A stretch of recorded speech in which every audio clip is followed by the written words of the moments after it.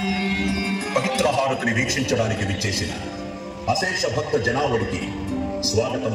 భావ వైభవ ప్రాభవాలను ఇప్పుడు తెలుసుకుందాం. పవిత్ర హారతిని వీక్షించి తరిద్దాం.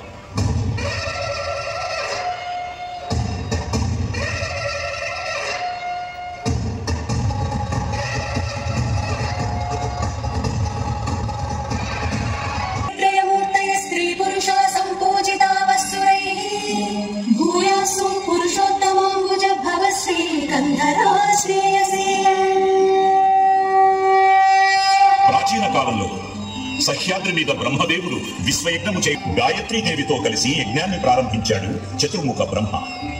ఇంతలో సరస్వతి వచ్చి విషయాన్ని గ్రహించి ఆగ్రహంతో త్రిమూర్తులను ఇతర ప్రధాన దేవతల్ని నదులుగా మారమని శపించింది.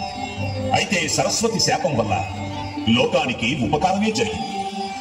విష్ణువు కృష్ణా నదిగా, శివుడు వేణీ నదిగా, బ్రహ్మ కోయినా నదిగా మారాడు.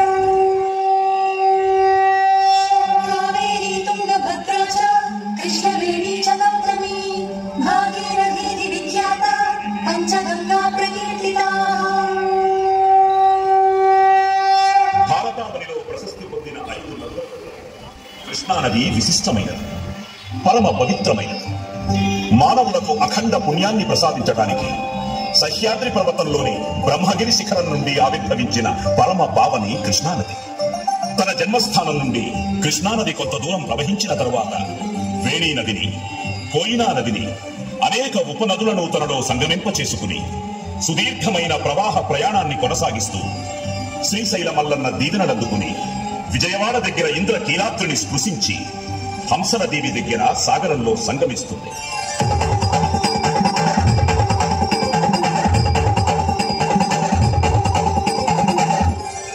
కృతయుగంలో కీరుడు అనే యక్షుడు తన జన్మను సార్థకం చేసుకోవడానికి జగన్మాత కోసం తపస్సు చేశాడు. ఆ తల్లి అనుగ్రహంతో పర్వతంగా మారాడు. దుర్గమాసురుణ్ణి వధించిన జగన్మాత దుర్గగా కీలాద్రిపై అవతరించింది. అనంతరం మహిషాసురుణ్ణి సంహరించి కనకప్రభ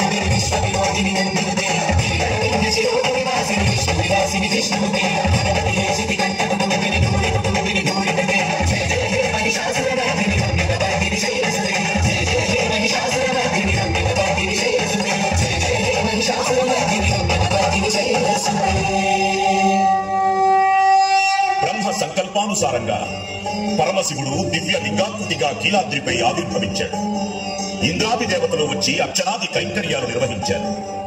ఇంద్రుడు ప్రప్రథమంగా రావటం వల్ల ఇంద్రకీలాద్రి అనే పేరు. పాశుపతాస్త్రాన్ని ప్రసాదించి శివుడు మల్లేశ్వరుడైనాడు. ఇంద్రకీలాద్రి శిఖరాన అర్జునుడు స్థాపించిన పార్థివేశ్వర స్వామి వారిని నేటికీ మనం వీక్షించవచ్చు. శ్రీకంఠ లోకేశ లోకోద్భవ స్థాన సంహారకారి పురారి మురారి ప్రియా చంద్రధార మహేంద్రాది బృందారకానంద సందోహ సంధాయి పుణ్యస్వరూప విరూపాక్ష నమస్తే. మహాభారతం అరణ్య పర్వంలో నేటికీ మనం చదవచ్చు. బ్రహ్మగిరి నుండి ఉరవళ్లతో పరవళ్లతో ప్రవహించే కృష్ణమ్మకు విజయవాటిక దగ్గర ఇంద్రకీలాద్రి అడ్డుకట్టగా నిలిచింది.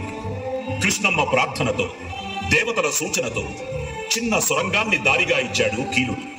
కృష్ణమ్మ ఆ సొరంగం నుంచి మహోద్భుతం బద్దలు కొట్టబడిన భాగం కొంత దూరం వెళ్లి ఆగింది. అది యనమల కుదురు కొండగా నేటికీ పిలువబడుతుంది.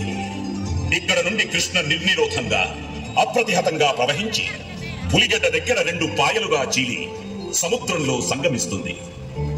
ప్రసిద్ధి పొందింది విజయవాడ. శాసనాల్లో విజయవాడకు మొదటి పేరు బెజవాడ. కృష్ణానది ఇంద్రకీలాద్రికి బెజ్జం చేసుకుని ప్రవహించింది కనుక ఈ ప్రదేశానికి బెజ్జంవాడ అనే పేరు వచ్చి అది క్రమంగా బెజవాడగా మారింది. అర్జునుడికి మరొక పేరు విజయుడు. ఇక్కడ తపస్సు చేసి శివుని చేత పాశుపతాస్త్రం పొందాడు కనుక విజయవాటిక అనే పేరు వచ్చింది. పల్లవరాజైన మాధవవర్మ ధర్మ నిరతికి సంతసించి దుర్గా మల్లేశ్వరుడు కనకవర్షాన్ని కురిపించారు కనుక కనకపురి అని, అమ్మవారు శత్రువులను జయించింది కనుక జయపురి అని పేర్లు ఏర్పడ్డాయి.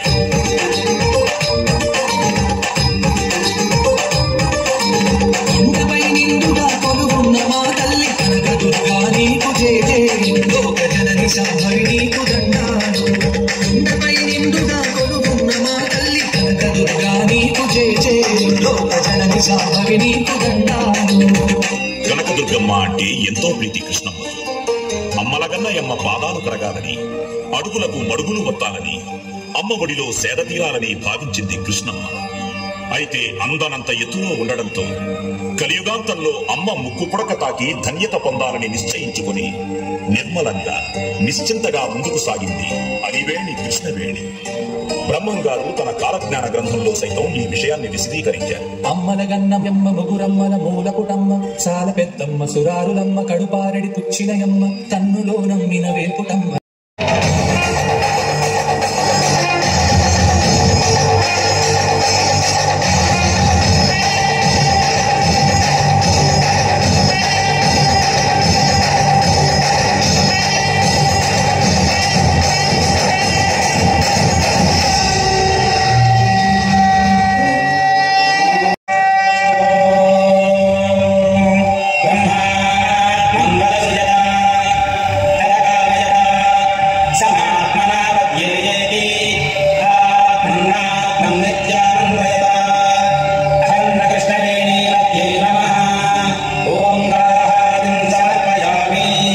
సృష్టికి మూలమైన ఓంకారనాదాన్ని వినడం.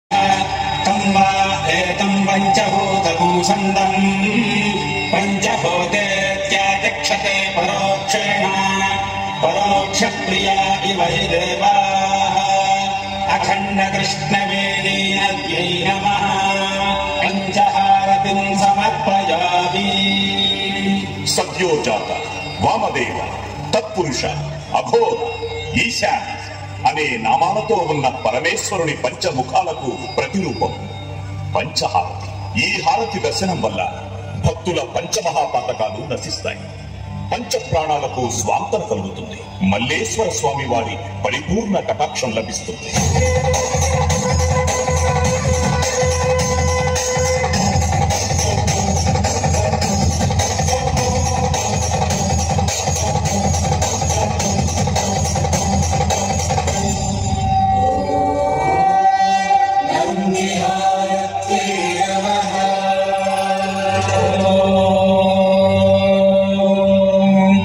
తీక్ష్ణశృంగాయ విద్మహే శంభువాహనాయ ధీమహి తన్నో వృషభః ప్రచోదయాత్. అఖండ కృష్ణవేణీయై నమః నందిహారతిం సమర్పయామి. పుణ్యానికి ధర్మానికి ప్రత్యక్షంగా కనిపించే శుభరూపుడు నందీశ్వరుడు. మహేశ్వరుడికి వాహనంగా ఉన్న విమల